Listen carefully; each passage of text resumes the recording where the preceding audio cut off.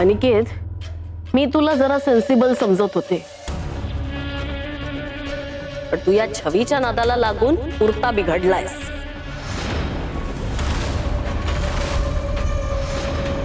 रोज या घरात वाद आहेत तुमच्यामुळे. आई तर काय,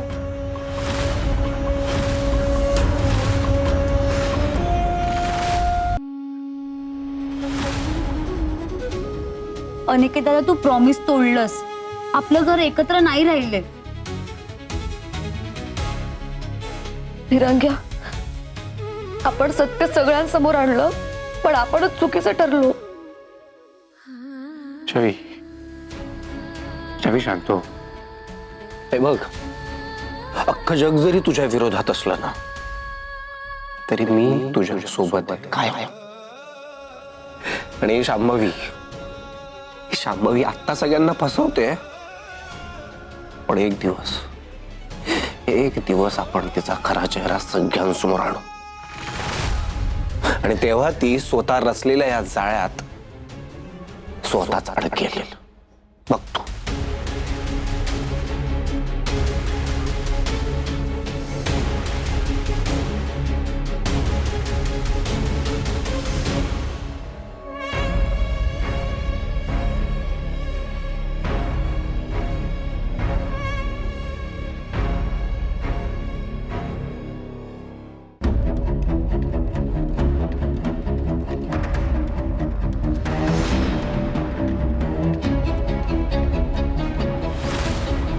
साके, 2 मिनिटं इथे बसतोस का रे? मला बोलायचंय तुझ्याशी.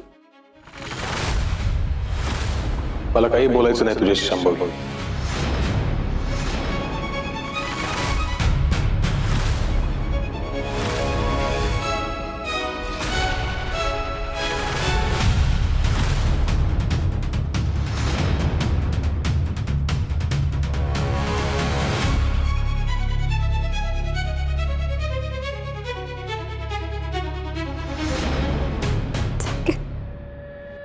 मला मान्य आहे, मी चुकले.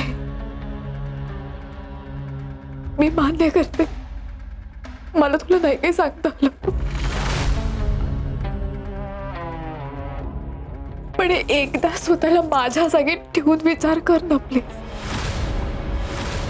मला माझ्या आईच्या जीवाची खूप काळजी होती. मला खूप भीती वाटत होती. एकीकडे माझा संसार पणाला लागला होता. मी नाही काही सांगू शकले तुला. प्लीज मला समजून घे ना. प्लीज. असेल तुझं हे कारण खरं असेलही, पण एकदा तूही स्वतःला माझ्या जागी ठेवून बघ ना शांभवी. काय वाटलं असेल मला? जीवापाड प्रेम केलंय मी तुझ्यावर शांभवी. आणि जेव्हा आपली बायको आपल्याशी एवढं मोठं खोटं बोलते, तेव्हा काय वाटलं असेल मला? विचार केलायस कधी? शांभवी, तुझा भूतकाळ स्वीकारून मी तुझ्याशी लग्न केलं होतं, हो की नाही? फक्त भूतकाळ पुन्हा तुझ्या आयुष्यात आला, तुला त्रास द्यायला लागला. आणि त्याचा तुला त्रास होतोय हे जेव्हा मला कळलं, तेव्हा मी त्याला पोलिसाच्या ताब्यात द्यायचा प्रयत्न केला. पण नंतर काय कळलं? नंतर कळलं कुठल्या तरी गोडाऊन मध्ये आग लागली आणि त्या आगीत जळून तो मेला. आणि मग काही दिवसानंतर तोच मेलेला राजनाथ पुन्हा जिवंत आमच्या घरात आला, तोही माझा ड्रायव्हर बनून. कसं शक्य आहे?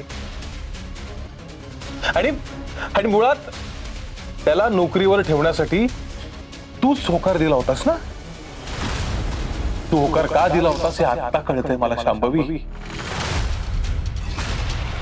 तुला माहिती होतं राजनाथ जिवंत आहे, तुला माहिती होतं तो माणूस राजनाथच आहे,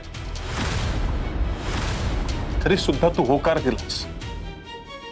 म्हणजे मी रोज त्याच्या हातात माझ्या कारची चावी देऊन मूर्ख ठरत होतो. माझ्या बायको समोर आणि तिच्या आधीच्या नवऱ्यासमोर मी एक मूर्ख माणूस ठरलो शांभवी. तसं नाहीये काहीच. मी तुला खरंच सांगते, माझ्यात आणि त्याच्यात आता काही संबंध नाहीये. आमच्यात काही ना तो उरलं नाहीये. बस बस झालं शांभवी, बस. यापुढे मी तुझ्यावर विश्वास ठेवू शकत नाही, कळलं?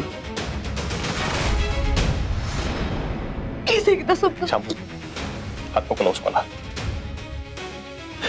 बाई आजी म्हटली म्हणून तुला या घरात राहू देतोय मी. नवरा म्हणून माझं कर्तव्य पार पाडतोय याचा अर्थ असा होत नाही की मी तुला माफ केलंय. माझा विश्वासघात केलाय शांभवी तू. मी नाही तुला माफ करू शकत, कधीच नाही.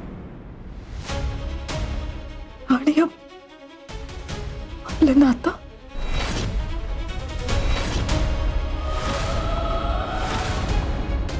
नातं, आपलं नातं. तू ज्या दिवशी खोटं बोललीस ना शांभवी, त्याच दिवशी संपलंय आपलं नातं.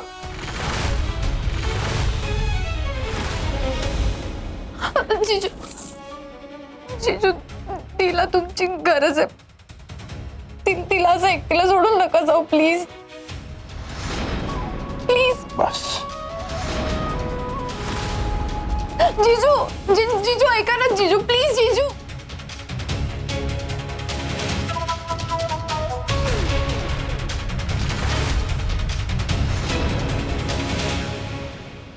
दी आता काय करायचं?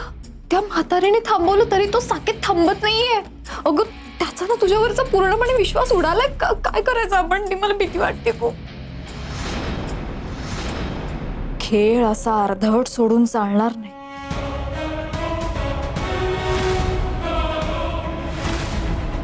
काहीतरी करावंच लागणार. साकेत जर माझ्यापासून दूर गेला तर या घरात माझी काहीच किंमत होणार नाही. आणि ते छवी आणि अनिकेत माझी पूर्ण वाट लावतील. पण काय करणार?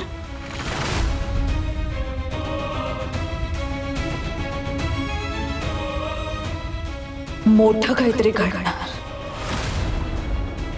असं मोठं नाटक होणार की माझा गुन्हा बाजूला राहील आणि सगळे मला सिंपथी देतील. सगळ्यांना फक्त माझ्यावर झालेला अन्याय दिसेल.